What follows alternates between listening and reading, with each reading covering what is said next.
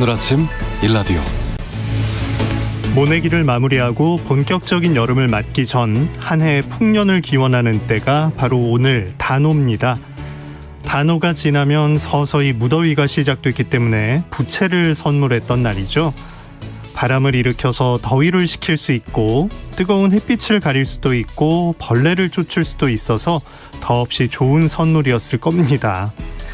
자, 오늘도 꽤 더울 모양입니다. 부채를 선물하면서 서로 건강을 기원해도 좋겠고요. 곁에 있는 사람끼리 서로가 서로에게 부채 같은 존재가 돼준다면 이 여름의 불볕더위도 조금 더 수월하게 견딜 수 있지 않을까 생각해 봅니다. 6월 14일 월요일 오늘 아침 일라디오 출발합니다. 저는 아나운서 김재홍입니다.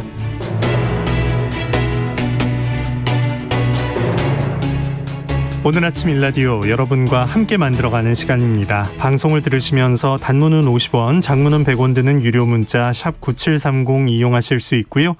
유튜브에서 KBS 일라디오 공식 채널 검색해서 들어오시면 채팅창도 마련되어 있습니다.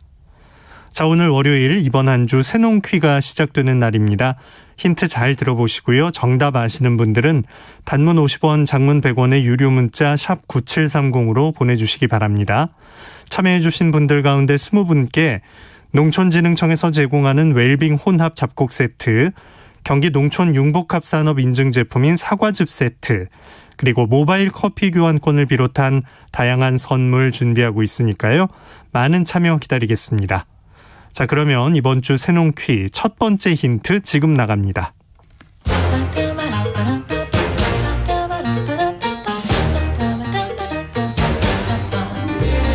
우리 땅, 우리 바다에서 자란 맛있고 건강한 우리 농수산물을 알아맞히는 세상의 모든 농수산물 퀴즈 새농퀴. 안녕하세요. 퀴즈 내는 성우 한희정입니다. 속이 빨간 이것 좋아하시나요? 빨간무라고도 불리는 이것은 아삭한 식감과 풍부한 영양소를 가지고 있습니다. 이것이 빨간색을 띠는 것은 베타인이라는 색소가 포함되어 있기 때문인데요. 이 성분은 세포 손상을 억제하고 토마토의 8배에 달하는 항산화 작용을 한다고 알려져 있습니다. 염증을 완화하는 효과도 있다고 하죠. 이것은 얇게 채 썰어서 샐러드 재료로 사용하거나 생채로 먹으면 좋고요. 스프를 끓이거나 전을 부쳐도 맛있습니다. 그리고 피클을 담을 때 사용하면 예쁜 붉은 빛깔이 돌기도 하죠. 알듯 말듯 헷갈린다는 분들을 위해서 오늘은 월요일이지만 특별히 강력한 노래 힌트 드리고 갈게요. 토이의 뜨거운 안녕이라는 노래를 들으면 이것에 날 숨겨달라는 가사가 나옵니다. 조금 더 볼륨을 높여줘. 비트에 날 숨기게. 이 노래 비트가 쿵짝쿵짝. 월요일 아침부터 너무 신나는데요. 자, 정답 아시는 분들은 단문 50원, 장문 100원이 드는 유료 문자 샵 9730으로 보내주세요. 20분께 행운의 선물을 드립니다. 이 밤이 지나면 잊을게. 너의 말처럼 잘 지내. KBS 라디오. 새농퀴 정답 아시는 분들은 단문 50원, 장문 100원 드는 유료 문자 샵 9730으로 보내주시기 바랍니다. 추첨을 통해서 20분께 선물 드립니다. 농작업 정보로 이어갑니다. 농촌진흥청 농촌지원국 김용길 농업기술전문위원과 함께합니다. 안녕하십니까? 예, 안녕하십니까? 네. 자, 이 수박이 무겁잖아요. 그동안 농가에서 재배할 때 어려움이 많았는데 서서 재배를 할 수 있는 장치가 나왔다고요? 예. 지금까지 수박은 이제 땅에서 재배를 했기 때문에 허리를 굽히거나 쪼그리고 앉아서 일을 해야 해서 근골격계 질환을 앓는 농업인이 많았는데요. 이번에 농촌진흥청이 이제 서서 수박을 재배할 수 있는 수박 수직 재배 장치를 개발해 주목받고 있습니다. 이 장치를 이용하면 이제 땅바닥에서 키우는 기존 재배 방식보다 노동 강도를 50% 이상 낮출 수가 있고 단위 면적당 생산량은 2배 정도 높일 수 있습니다. 이 장치는 시설하우스 지붕 파이프에 이제 그물망을 설치해 바닥으로 내린 후에 과실이 달리는 줄기를 플라스틱 집게로 그물망에 수직으로 고정을 하고 수박이 주먹만하게 자라게 되면은 받침대에 올려서 키우면 됩니다. 특히 이 시설은 설치와 철거가 쉽고 고정식과 이동식 시설 하우스에서 모두 사용 가능한 형태고요. 2에서 5kg의 중소형 수박과 6kg 이상의 대형 수박도 재배가 가능합니다. 농촌진흥청은 이번에 개발한 수박 수직 재배 장치를 특허 출원하고 시범사업 농가를 선정해 현장 평가를 받은 뒤에 수박 수직 재배 기술을 농가에 확대 보급해 나갈 계획입니다. 네.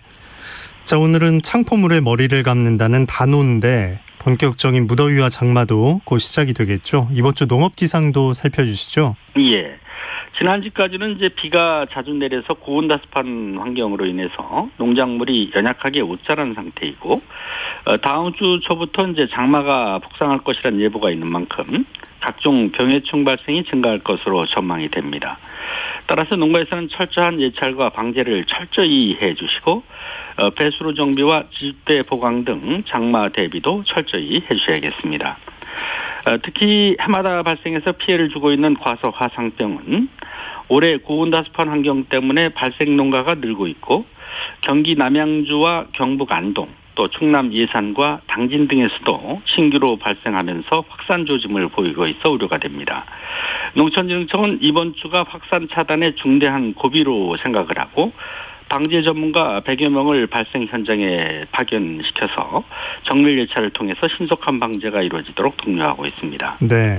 과수화상병은 방제 농약이 없기 때문에 병 발생 초기에 일찍 발견하고 신속하게 매몰하는 것이 확산을 방지하는 방법이 되는데요. 따라서 농가에서는 매일 나무 상태를 정밀하게 살펴보시고 병 증상을 발견하면은 자가에서 즉시 처리를 한다거나 주저하지 마시고 즉시 시군 농업기술센터에 신고를 해서 신속하게 방역 조치가 이루어지도록 협조를 해주셔야겠습니다. 네.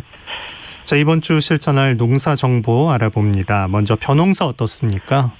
일찍 심은 논에서 중간 물대기를 실시한 후에는 3일 동안은 물을 대주고 또 이틀 동안은 물을 빼주는 물걸러 대기를 해주셔야 뿌리의 활력과 양분의 흡수를 도와서 벼를 튼실하게 키울 수가 있습니다. 애멸구가 관찰되는 논은 적용약제를 신속하게 방제를 해주시고 논두렁과 인근 제방에도 약을 뿌려서 벼 줄무늬 잎마름병의 발생을 막아주셔야겠습니다. 또 사용이 끝난 이양기 같은 경우는 깨끗이 닦은 후에 기름칠을 하고 연료통에 연료를 빼는 등 잘 정비를 한 후에 비를 맞지 않는 곳에 잘 보관을 해주셔야겠습니다. 네. 밭작물은 어떤 관리가 필요한 시기인가요? 콩을 심은 농가에서는 이제 콩 북주기 작업과 함께 긴매기를 해주시고 비료 성분이 많아서 쓰러질 우려가 있는 콩밭은 콩잎이 7매 정도 자랐을 때 이제 순지르기를 해주시는 것이 좋습니다. 감자를 재배하는 농가에서는 역병 예방에 힘써 주셔야 하는데 역병은 15도 이상의 온도와 85% 이상의 습도 조건이 일주일 이상 지속이 되면은 병 발생이 심하기 때문에 침투성 살균제를 열흘 간격으로 뿌려서 예방을 해주셔야겠습니다. 6월 하순부터는 이제 고추의 역병과 탄저병이 발생하기 때문에 예방 위주로 살균제를 뿌려 사전에 방제를 해주시면 좋고요. 또한 고온다습한 조건에서는 담배 나방이나 총체벌레, 진딧물과 같은 병해충 발생이 늘어나기 때문에 철저히 살펴보시고 발견 즉시 적기 방제를 해서 피해를 줄여야겠습니다. 네. 자, 과수농가는 낙과 현상이 나타나면 어떻게 하면 좋을까요? 사과 열매가 이제 노랗게 변하고 씨방이 말라 죽는 낙과 현상이 발생한 농가 같은 경우 마무리 적과를 최대한 늦춰 실시를 해주시고 과수원 내 토양이 너무 습하지 않도록 배수로를 깊게 쳐주시고 가능한 한 주당 격가지수를 많게 유지해 주는 것이 좋겠습니다. 초생 재배를 하는 과수원은 날씨가 무더운 여름철에는 과수와 수분 경합을 이제 하기 때문에 산야초나 볏짚 등으로 토양을 덮어서 수분 증발을 막아주시는 게 좋겠고 네. 강한 바람에 의해서 찢어질 우려가 있는 과수의 가지는 잘 유인해서 묶어주시고 저수고 밀식재배 과수원은 철전 지주의 당김 상태를 점검하시고 보완해 주시는 게 좋겠습니다. 네. 축산 농가에서 필요한 작업도 알아볼까요? 가축은 사육에 가장 알맞은 온도가 15에서 25도 정도인데요. 요즘처럼 27도에서 30도 이상 이렇게 고온이 계속되면 천류와 호흡수 증가 등으로 인해서 열 발산을 높이려는 생리 기능이 촉진돼 가축은 스트레스를 많이 받게 되고 심하면은 가축이 폐사하는 피해가 발생할 수도 있습니다. 따라서 여름철 축사는 신선한 공기가 계속 공급되도록 환풍기를 가동시켜 환기를 시켜주시는 게 중요하고 운동장에 그늘막 설치와 신선한 물을 먹을 수 있는 수조 등의 시설을 점검해 주시고 가축 분뇨를 자주 제거를 해서 유해가스가 축사에 남아있지 않도록 관리를 해주시는 게 중요하겠습니다. 네. 자, 이번 주 농작업 정보 농촌진흥청 김용길 농업기술전문위원과 함께했습니다. 고맙습니다. 예, 감사합니다.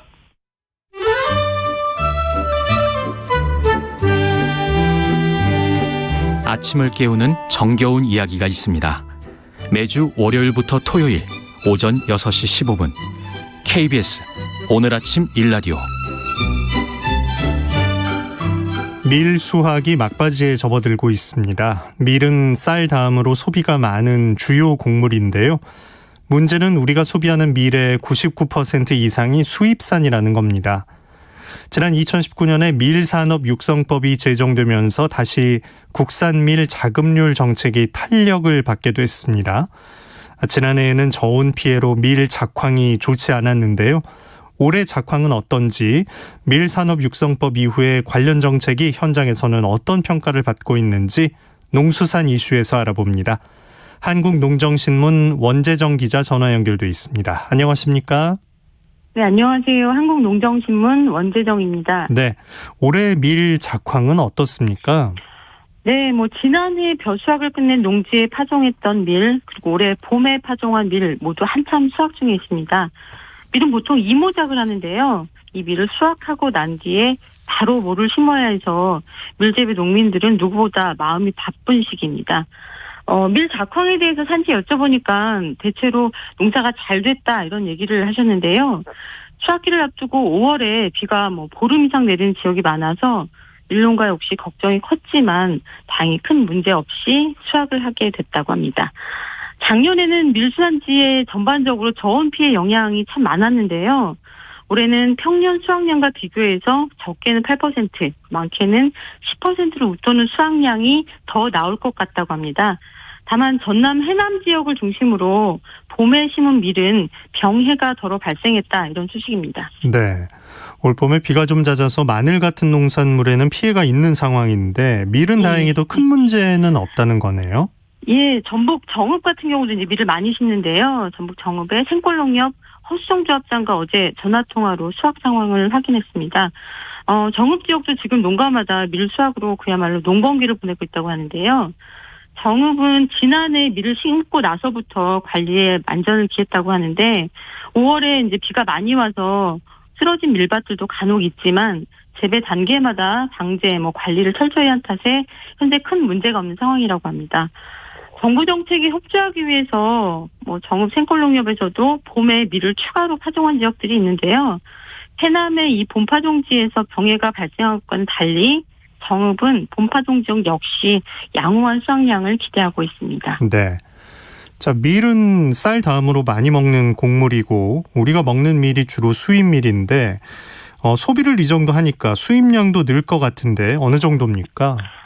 예, 밀가루로 만든 빵, 국수, 떡볶이 학생들이나 젊은 층에서는 밥보다도 더 좋아하고 자주 먹는 음식이라고 생각되는데요. 네. 통계청 조사를 보면 2019년을 기준으로 쌀은 1년에 59.2kg을 소비하고 있습니다. 이와 비교해서 농림축산식품부 주요 통계를 보면 2019년에 1인당 연간 밀 소비량은 31.6kg으로 조사됐습니다. 그러니까 쌀 먹는 양의 절반 이상인 53.4% 정도 밀을 소비하고 있는데요. 밀자급률이 지난해 1%에도 못 미쳤어. 한 0.7% 정도였거든요. 그러니까 1인당 밀 31.6kg을 1년에 먹을 때 이 중에서 0.2kg만 국산 밀을 먹고 있는 셈입니다. 관세청에 따르면 지난해 밀 수입량이 처음으로 250만 톤을 넘었는데요. 이게 이제 사료용까지 합치면 밀 수입량이 1년에 361만 톤에 육박하고 있는 상황입니다. 이와 네. 비교해서 2020년도에 쌀 생산량이 350만 7천 톤입니다. 네. 그래서 정부가 2019년에 밀산업육성법을 제정하고 밀 자급률 목표도 세웠던 건가요? 예, 지난해 사료용을 제외해서 밀 수입량이 250만 톤, 그리고 그거에 반해서 지난해 저온 피해 등으로 밀 수확량이 굉장히 저조했는데요. 지난해 국산밀 생산량은 12,000톤에 머물러 있는 상황입니다. 자급률이 1%에도 미치지 않은 상황인데요. 하지만 정부의 밀 자급률 계획은 목표치가 상당히 높은 편입니다. 밀산업육성법이 2019년에 제정됐고 또 지난해 2월부터 이 법이 시행되면서 정부가 밝힌 2025년까지의 밀 자급률 목표치는 5%입니다. 그리고 몇 가지 계획들도 발표됐는데요. 생산한 밀을 정부가 비축하고 또 계약 재배에 융자 지원을 한다거나 종자 수매와 공급 사업에도 예산을 편성했습니다. 1%도 안 되는 국산밀 자급률을 한꺼번에 5%로 올리기는 어렵기 때문에 매년 생산량의 25%를 정부가 비축하겠다 이런 계획도 세웠습니다. 네. 이런 정부의 관련 정책에 대해서 현장 평가는 어떤 편인가요? 예, 밀산업육성법 이전에도 정부는 밀 자급률을 높이기 위해서 여러 정책을 발표하면서 밀 재배를 독려해왔습니다. 하지만 농가와 업체 입장에선 생산된 밀을 처리하지 못해서 애를 먹고 또 빚으로 어려움을 겪는 일이 반복됐습니다. 그래서 이제 지난해 밀산업육성법이 시행이 되고 정부가 밀산업육성 5개년 기본계획까지 발표했는데 농가들은 한편으로는 기대를 품지만 또 한편으로는 현장성이 떨어지는 계획에 불안감도 여전한 상황입니다. 전북 정읍의 생골농육 같은 경우도 가을 파종에 이어서 봄 파종도 할 만큼 정부의 생산단지 확대 정책에 적극 협조하고 있지만 그럼에도 불구하고 2021년도 정부가 계획한 전국 밀 재배 면적 10,000헥타르 목표를 달성하지는 못한 상황입니다. 올해 밀 재배가 전국적으로 한 7,000헥타르 안팎이라고 하는데요. 네. 이렇게 정부가 세운 목표치, 재배 면적 목표치에 미달했다는 건 그만큼 정부의 정책이 농민분들한테 신뢰를 주지 못하고 또 밀 생산에 참여하고 싶은 계기를 주지 못했다 이런 설명이 가능합니다. 제가 현장에서 가장 많이 들었던 말은 정부가 밀 생산 계획만 세우고 소비 계획은 없다는 평가였습니다. 그러니까 일단 높이고 보자. 그러니까 육성 정책이 생산 쪽에 치중돼 있다 이런 분석이네요. 예, 맞습니다. 자급률을 높인다는 건 국산밀 재배 면적을 확대하면서 또 소비하는 제품을 수입밀이 아닌 국산밀로 교체해 나가야 하는데요. 그만한 대책이 안 보인다는 게 이제 현장의 지적이었습니다. 한마디로 정부 말만 믿고 밀을 심었다간 낭패를 볼 수도 있다 이런 불안감이 여전히 깔려 있습니다. 네. 혹시 그 현장에서 나오는 이런 정책이 필요하다 이런 것들이 있을까요? 현재 정부가 전국의 밀 생산단지를 조성해서 여러 가지 사업을 지원하고 있습니다. 2020년에는 전국에 27개의 밀 생산단지가 조성이 됐고요. 2021년에는 지난해보다 12개 단지가 더 늘어난 39개의 밀 생산단지가 조성됐고 현재 수확을 하고 있습니다. 한국농정에서 지난달 중순경에 전남 장흥에서 밀을 재배하고 있는 안선권 씨를 취재했는데요. 정부가 이렇게 생산단지를 조성해서 밀 종자의 순도를 높이고 토양 분석을 하고 이런 것도 다 좋지만 최근 피해가 컸던 저온 피해 경감 등의 재배 기술이나 약재를 개발해서 농가가 실제 사용할 수 있는 약재 등록이 좀 더 확산됐으면 좋겠다 이렇게 바람을 밝혔습니다. 진딧물 방제라든가 붉은 곰팡이병 방제 약재가 현재 그렇게 많지 않아서 안성권 씨와 장목반 의원들은 업체에 실험 제작을 의뢰해서 만든 친환경 약재를 주문해서 사용했습니다. 그러니까 농가가 필요로 하는 정책이 없다 보니까 농가 스스로 자구책을 찾고 있는 그런 실정입니다. 네. 아까 그 신뢰 말씀도 하셨는데 밀을 재배해서 소득이 올라간다라고 하면 재배 확대하는데도 좀 속도가 붙지 않을까요? 네, 재배를 늘릴 수 있는 굉장히 중요한 요인 중 하나가 소득 문제인데요. 현장에서의 요구 중에 하나가 보리나 밀을 심는 농가들은 이 수확 후 나온 부산물을 활용할 방안이 전혀 없다는 점을 하소연했습니다. 그러니까 밀과 보리 등을 수확하고 남은 부산물을 조사료로 활용할 수 있게 장비나 기술 지원을 해주면 좋겠다 이런 바람도 나왔고요. 또 밀은 건조된 상태에서 수확을 하기 때문에 일반적인 콤바인이 아닌 범용 콤바인을 사용해야 되는데 이게 뭐 단지마다 다 갖춘 게 아니거든요. 생산단지마다 이런 수확 기계를 지원해주면 좋겠다. 그러면 비용도 절감하고 수확도 빨라져서 그 바로 이어지는 벼농사에도 덜 쫓기고 일을 할 수 있겠다. 이런 설명이었습니다. 네. 정부가 생산량의 25%를 비축한다는 얘기도 아까 있었는데 이 부분은 어떤가요? 이것과 관련해서는 송동훈 우리밀 세상을 여는 사람들 운영위원장한테 얘기를 좀 들었는데요. 올해 밀 생산량은 한 3만 톤 정도를 넘어설 것으로 예측하고 있습니다. 근데 이제 정부가 원래 계획했던 목표는 4만 톤이고요. 거기에 25%는 비축을 하겠다 이런 계획을 밝힌 만큼 한국농수산식품유통공사를 통해서 한 10,000톤 정도는 비축할 것으로 보이는데 목표량만큼 비축량을 확보하지 못할 수 있다 이런 의견을 좀 전했습니다. 이게 순도라든가 단백질 이런 것들을 다 골고루 등급 기준에 포함이 되는데 전국에서 수확한 밀의 품종별 등급 기준이 동일해야 되고 그걸 토대로 정부도 비축을 해야지 기업에서 요구하는 동일한 품질의 밀을 공급할 수 있는데 아직 그런 기반을 갖추지 못했다고 하고요. 이 말은 이제 민간과 정부의 1등급 기준이 차이가 있다는 뜻인데요. 이런 등급 기준을 공인할 수 있는 기반도 좀 시급한 상황입니다. 네. 밀 자급률을 높이기 위해서는 정부 계획에도 좀 더 치밀한 준비가 필요하다 이런 생각을 들게 하네요. 네, 맞습니다. 그 송동훈 우리밀 세상을 여는 사람들 운영위원장은 뭐 여러 가지 아쉬움을 드러냈는데요.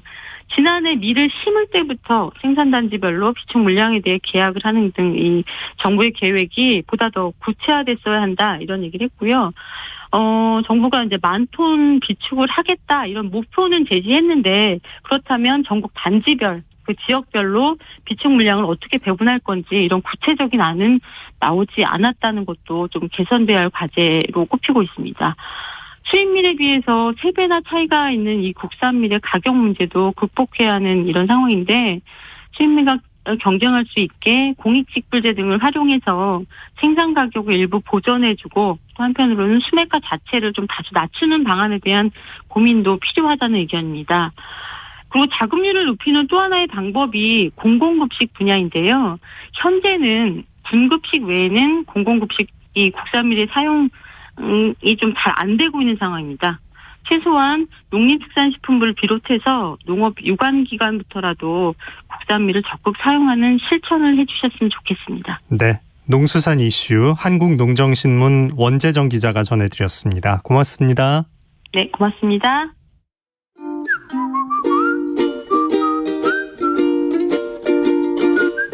오늘 아침 일라디오 김재용 아나운서의 진행으로 듣고 계십니다.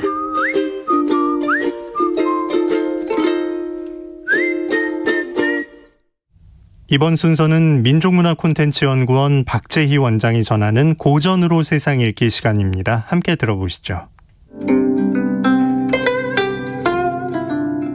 안녕하십니까. 고전의 대문 박재희입니다. 세상을 살다 보면 억울한 일이 참 많습니다. 그러나 가장 억울한 것은 나는 큰 잘못도 안 했는데 어려운 상황을 만나 고통을 당하고 정작 큰 잘못을 한 사람은 이리저리 법의 그물망을 빠져나간다면 그것보다 더 억울한 일은 없을 것입니다. 저 사람은 권력과 돈이 많아 어려운 상황을 저리도 잘 피해가는데 나는 그물에 걸려 어려운 고생을 한다면 그 억울함이란 이루다 말할 수 없죠. 죄 없는 나만 왜 이렇게 고통을 당해야 하나. 이런 생각이 깊어지면 마음에 분노가 일어나고 이해할 수 없는 상황이 나를 더욱 괴롭히게 됩니다. 때로는 몸과 마음이 망가져 더 큰 화를 당할 수도 있기에 어려운 상황에서 마음이 다치지 않도록 더욱더 조심해야 합니다. 몇천 년 전에도 억울하고 원통한 사람이 참 많았나 봅니다. 노래 가사집인 시경에 보면 억울한 상황에 대하여 마음 태우는 시가 많이 나옵니다. 지금의 낙양성 지역에서 유행했던 시 중에 토원이라는 시는 어떤 사람이 억울함을 당하여 죽고 싶은 심정을 노래한 내용이 실려 있습니다. 내가 태어나서 어릴 때는 이런 고통이 없었는데 나이 먹어 감당치 못할 억울한 고통을 당한 어떤 이름 모를 사람의 심정을 잘 보여주는 시 토원을 소개합니다. 유토원원이나 칠이우라로다. 저 교활한 토끼는 느긋하게 그물을 잘도 피해 다니는데 순진한 꿩은 그물에 걸려 허덕이고 있구나. 아생지초의 상무이라. 내가 태어나 어릴 적에는 이런 고민이 없었는데 아생지후에 봉차백리하니 내 인생 후반에 이런 억울한 상황을 당하고 있구나. 상매무하라. 아, 이대로 잠들어 깨어나고 싶지 않구나. 예, 시경 왕풍에 나오는 토원이라는 노래 가사의 내용입니다. 정말 억울함이 극에 달한 감정을 그대로 표현한 시인데요.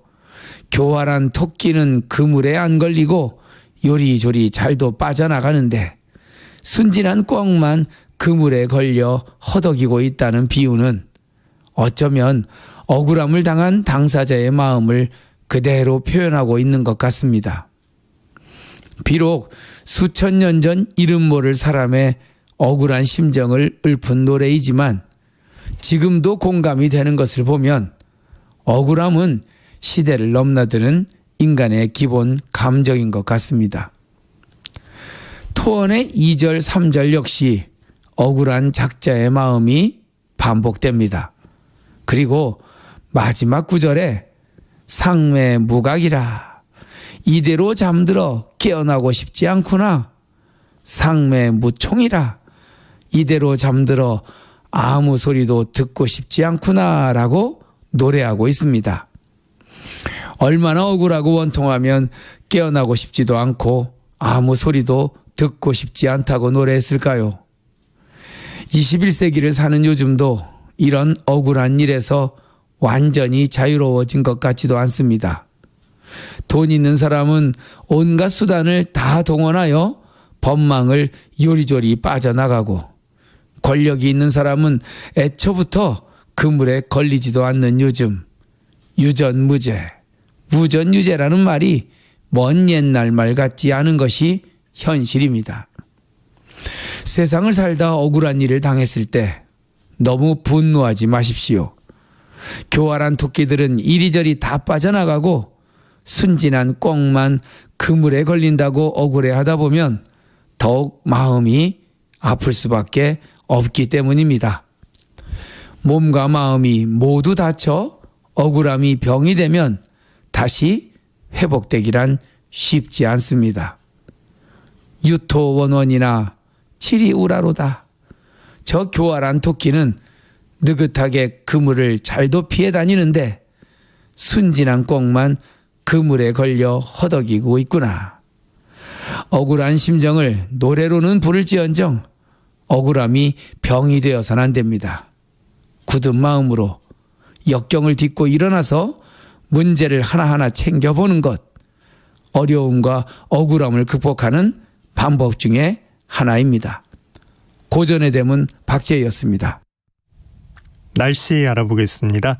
단오인 오늘 아침은 비교적 선선한데요. 한낮은 전국이 30도 안팎까지 오르면서 상당히 더운 하루가 되겠습니다.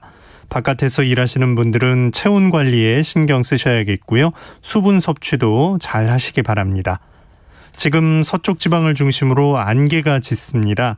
가시거리 300m가 채 안 되는 곳도 있으니까요. 서해안 쪽 도로나 다리 위를 지나는 분들은 차간거리 충분하게 유지하고 안전운전 하셔야겠습니다. 호남과 충청 내륙 지방에는 낮 동안 5에서 20mm의 소나기가 지나는 곳도 있겠습니다. 수확기 농가에서는 짧게 지나가는 비라도 미리 대비하시기 바랍니다. 오늘 아침 일라디오 함께하고 계십니다. 지금 시각은 6시 45분입니다.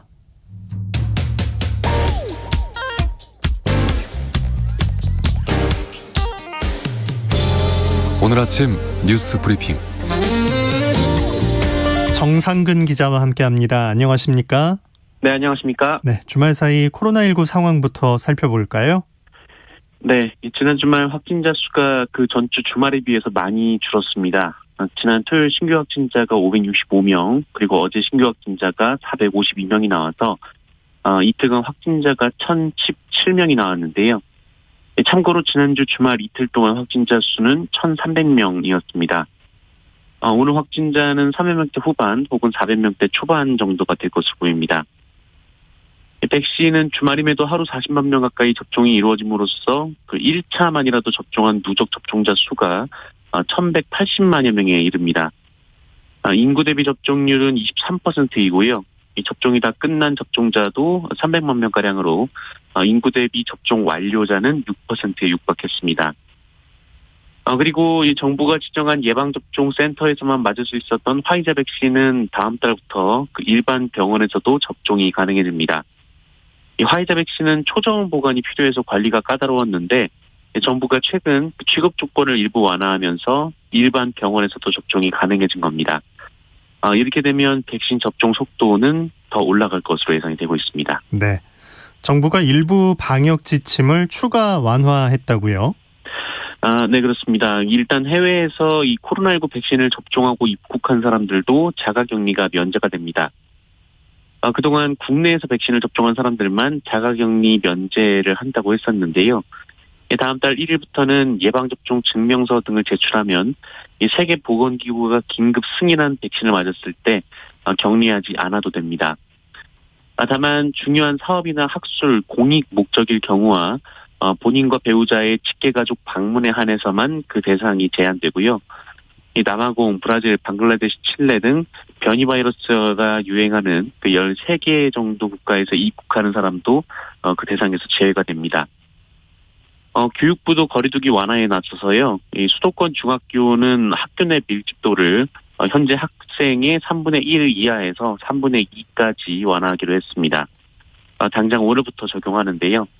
경과를 보고 2학기 전면 등교 여부도 결정할 계획입니다. 그리고 오늘부터 야구와 축구 등 스포츠 경기장도 이 수도권은 수용 가능 인원의 30%까지, 이 비수도권은 절반까지 관객을 받을 수가 있습니다. 네. 자, 주요 7개국 G7 정상회의가 이번엔 영국에서 열렸죠? 네, 그렇습니다. 영국 코널이라는 곳에서 지난 주말 주요 7개국 정상회의가 열렸습니다. 이 회의에는 문재인 대통령이 참석을 했는데요. 한국은 이 주요 7개국 가맹국이 아닙니다만 초청국으로 이름을 올렸고요. 우리 외에도 호주와 인도, 남아프리카 공화국이 초청이 됐습니다. 초청국이기 때문에 이 문재인 대통령은 G7 확대 정상회의에 참석을 했는데요. 이 주최국인 영국의 이 보리스 총리 바로 오른편에 앉았습니다. 이 자리에서 문재인 대통령은 한국의 백신 생산 능력을 강조하며 우리가 백신 생산 거점으로서 전 세계 백신 공급에 앞장서겠다라고 밝혔고요. 이 개발도상국에 대한 백신 지원도 동참해서 그 2억 달러 정도를 제공하겠다라고 밝혔습니다.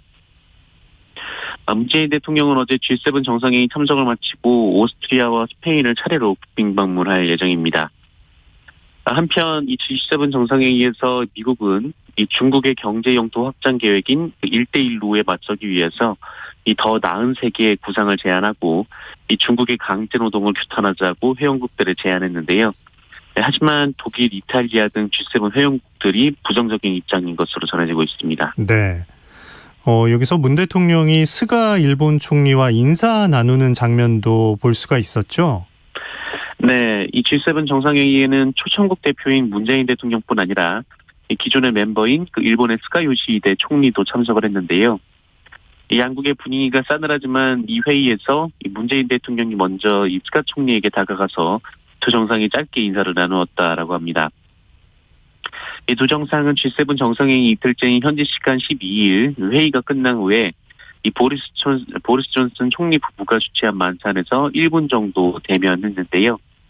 이 참석자들이 모여서 환담을 나누는 가운데 문재인 대통령이 김정신 여사를 불러서 함께 스가 총리 쪽으로 다가갔고 이 두 정상 부부가 인사를 나누었다라고 합니다. 이후 스가 총리는 자리를 떠났고 문재인 대통령 부부와 일본의 마리코 여사가 인사를 나누었다고 합니다. 그 외에 두 정상은 G7 정상회의에서 따로 회담을 갖지는 않았는데요. 청와대는 막판까지 회담을 협의했지만 그 일정이 촉박해서 회담을 합의하지 못했다라고 전했습니다. 네. 자, 광주 재개발구역 붕괴 사고를 경찰이 수사하고 있는데 2달 전에 붕괴 위험 신고가 있었다, 이런 게 알려졌네요. 네, 이 광주광역시 재개발구역 붕괴 사고를 수사 중인 경찰이 이 철거공사의 불법성 여부에 대한 수사를 이어가고 있는데요. 말씀하신 대로 특히 2달 전 한 시민이 이 붕괴 사고 인근에서 사고 현장 인근에서 사진을 찍어서 이 광주 동구청에 민원을 제기했는데 네. 이에 따르면 다른 건물도 이 건축물 위층부터 차근차근 철거하는 게 아니라 뒷면부터 철거하는 모습이 포착이 됐다고 합니다. 해당 재개발 사업지에서 위태로운 작업이 반복됐음을 보여주는 대목인데요. 이에 경찰은 철거 과정에서의 불법성과 관리 감독 부실 등에 대해 집중적으로 들여다보고 있습니다. 이 경찰은 지금까지 업체 관계자 7명을 입건한 데 이어서 이 동구청 공무원 등 20여 명을 조사했고요. 시공사인 현대산업개발과 계약을 맺은 철거업체가 이 제3의 업체의 불법 제하 도급을 정황을 포착하고 이른바 단가 우려치기 여부도 수사를 하고 있습니다. 한편 희생자들의 합동분향소에는 지금까지 2,800여 명이 넘는 추모객들이 찾았는데요. 지금까지 희생자 7명의 장례 절차가 마무리된 가운데 오늘은 고등학생 희생자 등 2명에 대한 발인식이 진행이 됩니다. 네. 국민의힘 신임 당대표로 이제 선출된 이준석 대표, 본격적인 활동을 이제 보이고 있죠? 네, 이준석 대표는 어제 이 김기현 국민의힘 원내대표와 국회에서 상견례를 겸한 첫 회동을 했습니다. 김기현 원내대표가 국회 내 당대표 회의실을 찾아가면서 이 30여 분간 면담이 이루어졌는데요. 두 사람은 주로 당내 인선과 관련해 논의를 한 것으로 전해지고 있습니다. 이준석 대표는 사무총장 인선 작업을 진행 중인데요. 이 중진 사무총장 기용설에 대해서 대선이라는 중요한 선거가 있기 때문에 이 최대한 선거 경험이 있는 분이라면 좋겠다라고 인정을 하기도 했습니다. 또한 지난 토요일에는 안철수 국민의당 대표와 상계동 카페에서 만나서 합당 등에 관한 의견을 나눈 것으로 알려졌습니다. 이 별도의 수행원이나 배석자 없이 두 사람이 만났고요. 또 조속한 시일 내에 그 양당 통합 문제를 마무리하자는데 공감한 것으로 전해지고 있습니다. 네. 성추행 피해 공군부사관 사망 사건 관련해서 고인을 회유하고 사건을 은폐하려고 했던 상관 2명은 결국 구속이 됐네요. 네, 이 성추행 피해 공군 이모 중사에게 2차 가해를 한 혐의를 받고 있는 이 상관 2명이 구속이 됐습니다. 국방부 보통군사법원은 노모준이를 성추행과 직무유기 등 혐의로, 이 노모 상사는 직무유기 등의 혐의로 구속영장을 지난 토요일에 발부했습니다. 이 두 사람은 이모 중사의 피해 사실을 알고도 즉각 상부에 보고하지 않았고 또 사건 무마를 회유, 종용한 혐의를 받고 있습니다. 여기에 노모 준이는 과거 다른 회식 자리에서 그 고인을 성추행한 혐의도 받고 있습니다. 두 사람은 영장심사에서 고인의 피해 사실을 알게 된 뒤 신고하자고 했지만 고인이 오히려 기다려달라고 했다라며 혐의를 부인한 것으로 전해졌고요. 노준이는 성추행 혐의도 인정하지 않은 것으로 전해졌습니다. 그리고 구속된 노모 상사는 이미 구속된 장모 중사의 성추행 당시 이 차량 뒷자리에 동승했던 것으로 확인됐는데요. 사건 직후 작성된 조서에 따르면 고인은 최고 상임인 노모 상사가 함께 있는 상황에서도 장 중사의 성추행이 있었다고 진술한 것으로 알려졌습니다. 그리고 군 검찰단은 1년 전 이 고인에 대한 또 다른 성추행 사건 피의자로 윤모 준이를 특정을 했습니다. 당시에도 노 준이가 사건을 무마하려 한 정황도 포착을 하고 증거를 확보 중인데요. 또 한편 이 노모 상사는 압수수색하기 전에 휴대전화를 교체하고 인터넷 검색 기록도 삭제를 한 바가 있습니다. 네. 자, 물놀이 계절 다가오는데 각별한 주의가 필요해 보입니다. 주말 사이에 초등학생이 물에 빠져 숨지는 사고가 있었어요. 네, 지난 토요일 오후 3시 반쯤이었는데요. 이 광주광역시에서 초등학생 3학년 2명이 물에 빠진 사고가 발생을 했습니다. 광산구 수원동에 위치한 풍영정천의 한 징검다리에서였는데요. 119가 신고를 접수하고 출동해서 아이들을 구조해 병원으로 옮겼으나 결국 2명 모두 사망을 했습니다. 풍영정천은 최근 내린 비로 수위가 높아졌고 물 흐름이 빠른 상태였는데 이 사고 지점의 수심은 1.5에서 2m로 추정이 됐습니다. 네, 뉴스브리핑 정상근 기자 고맙습니다. 고맙습니다. 자, 새로운 한 주가 시작됩니다. 오늘 더운 하루가 될 테니까요. 체온 관리, 수분 보충 잘 하셔야겠습니다. 오늘 아침 일라디오 아나운서 김재웅이었습니다. 내일 아침 6시 15분에